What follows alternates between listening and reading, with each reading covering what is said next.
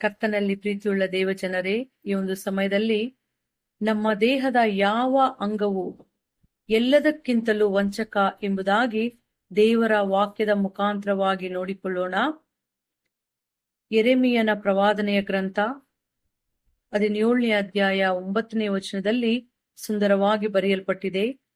ಹೃದಯವು ಎಲ್ಲದಕ್ಕಿಂತಲೂ ವಂಚಕ, ಗುಣವಾಗದ ರೋಗಕ್ಕೆ ಒಳಗಾಗಿದೆ, ಅದನ್ನು ತಿಳಿದವರು ಯಾರು ಎಂಬುದಾಗಿ ಬರೆಯಲ್ಪಟ್ಟಿದೆ.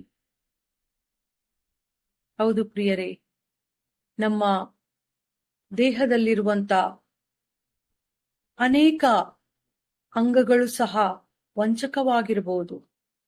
ಆದರೆ ಎಲ್ಲದಕ್ಕಿಂತ ವಂಚಕ ಹೃದಯವಾಗಿದೆ. ನಮ್ಮ ಹೃದಯದಲ್ಲಿ ಏನು ಆಲೋಚನೆಗಳು ನಡೆಯುತ್ತಿವೆ, ಯಾವ ಕಾರ್ಯಗಳ ವಿಷಯವಾಗಿ ನಾವು ಯೋಚಿಸುತ್ತಿದ್ದೇವೆ, ಯಾರಿಗೂ ಅದು ತಿಳಿದು ಬರುವುದಿಲ್ಲ. ಎಷ್ಟೇ ಹತ್ತಿರದವರಿರಬಹುದು, ಗಂಡ ಹೆಂಡತಿ ಆಗಿರಬಹುದು, ತಂದೆ ತಾಯಿ ಮತ್ತು ಮಕ್ಕಳಾಗಿರಬಹುದು, ಬಹಳ ಹತ್ತಿರದ ಸ್ನೇಹಿತರಾಗಿರಬಹುದು. ಆದರೆ ಯಾರ ಹೃದಯದಲ್ಲಿ ಏನು ಆಲೋಚನೆಗಳು ನಡೆಯುತ್ತಿವೆಯೋ ಯಾರಿಗೂ ತಿಳಿದು ಬರುವುದಿಲ್ಲ. ಅದು ಗುಣವಾಗದ ರೋಗಕ್ಕೆ ಒಳಗಾಗಿದೆ, ಅದು ವಂಚನೆಯ ಕಾರ್ಯಗಳಿಗೆ ಒಳಗಾಗಿದೆ ಎಂಬುದಾಗಿ ದೇವರ ವಾಕ್ಯದಲ್ಲಿ ಬರೆಯಲ್ಪಟ್ಟಿದೆ. ನಮ್ಮ ಹೃದಯವನ್ನ ನಾವು ಬಹಳ ಜಾಗೃತೆಯಿಂದ ನೋಡಿಕೊಳ್ಳಬೇಕಾಗಿದೆ. ಯಾವ ವಂಚನೆಯ ಕಾರ್ಯಗಳಿಗೂ ಒಳಪಡದಂತೆ ಎಚ್ಚರಿಕೆಯಿಂದ ನಮ್ಮ ಹೃದಯವನ್ನ ಕಾಯಬೇಕಾಗಿದೆ. ಯಾಕೆಂದರೆ ವಂಚನೆಯ ಕಾರ್ಯಗಳು ನಮ್ಮ ಹೃದಯದಲ್ಲಿ ಪ್ರವೇಶ ಮಾಡುವುದಾದರೆ ಅದು ಗುಣವಾಗದ ರೋಗಕ್ಕೆ ಒಳಗಾಗುವಂತದ್ದಾಗಿದೆ.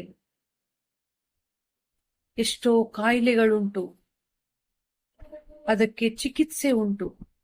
ಆದರೆ ಹೃದಯ ವಂಚನೆಯಲ್ಲಿ ಬೀಳುವುದಾದರೆ ಅದು ಗುಣವಾಗದ ರೋಗಕ್ಕೆ ಒಳಗಾಗಿದೆ ಎಂಬುದಾಗಿ ದೇವರ ವಾಕ್ಯದಲ್ಲಿ ನಾವು ನೋಡಿಕೊಂಡೆವು. ಆದುದರಿಂದ ಪ್ರಿಯ ದೇವಜನರೇ, ನಮ್ಮ ಹೃದಯವನ್ನ ಜಾಗೃತಿಯಿಂದ ನಾವು ಕಾದುಕೊಳ್ಳೋಣ.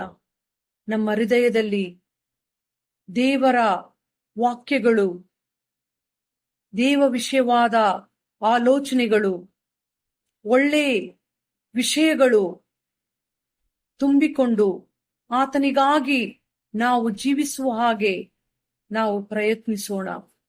ಯಾಕೆಂದರೆ 10ನೇ ವಚನದಲ್ಲಿ ನಾವು ನೋಡುವಾಗ, ಯೆಹೋವನಾದ ನಾನು ಪ್ರತಿಯೊಬ್ಬನಿಗೂ ಕರ್ಮಫಲವನ್ನು ಅವನವನ ನಡತೆಗೆ ತಕ್ಕ ಹಾಗೆ ಕೊಡಬೇಕೆಂದು ಹೃದಯವನ್ನು ಪರೀಕ್ಷಿಸುವವನು, ಅಂತರೇಂದ್ರಿಯವನ್ನು ಶೋಧಿಸುವವನು ಆಗಿದ್ದೇನೆ ಎಂಬುದಾಗಿ ಬರೆಯಲ್ಪಟ್ಟಿದೆ. ಯಾರಿಗೆ ನಮ್ಮ ಹೃದಯದ ವಿಷಯವಾಗಿ ತಿಳಿದಿದೆಯೋ ಇಲ್ಲವೋ, ಆದರೆ ನಮ್ಮನ್ನ ಉಂಟು ಮಾಡಿದ ದೇವರು ನಮ್ಮ ಹೃದಯವನ್ನ ಪರೀಕ್ಷಿಸುವವನಾಗಿದ್ದಾನೆ, ನಮ್ಮ ಅಂತರೇಂದ್ರಿಯವನ್ನ ಶೋಧಿಸುವವನಾಗಿದ್ದಾನೆ. ಯಾಕಂದರೆ ನಮ್ಮ ನಡತೆಗೆ ತಕ್ಕ ಹಾಗೆ ಆತನು ಫಲವನ್ನ ಕೊಡುವವನಾಗಿದ್ದಾನೆ. ನಮ್ಮ ಹೃದಯದಲ್ಲಿ ಒಳ್ಳೆ ಕಾರ್ಯಗಳನ್ನ ನಾವು ಆಲೋಚಿಸಿ ಒಳ್ಳೆ ಕಾರ್ಯಗಳನ್ನ ನಾವು ಮಾಡುವುದಾದರೆ ಅದಕ್ಕೆ ತಕ್ಕ ಫಲ ನಮಗೆ ಸಿಗುವಂತದ್ದಾಗಿದೆ. ಒಂದು ವೇಳೆ ಕೆಟ್ಟ ಆಲೋಚನೆಗಳಿಂದ ಪರಿಪೂರ್ಣರಾಗಿ ವಂಚನೆಯ ಕಾರ್ಯಗಳಿಗೆ ಒಳಗಾಗುವುದಾದರೆ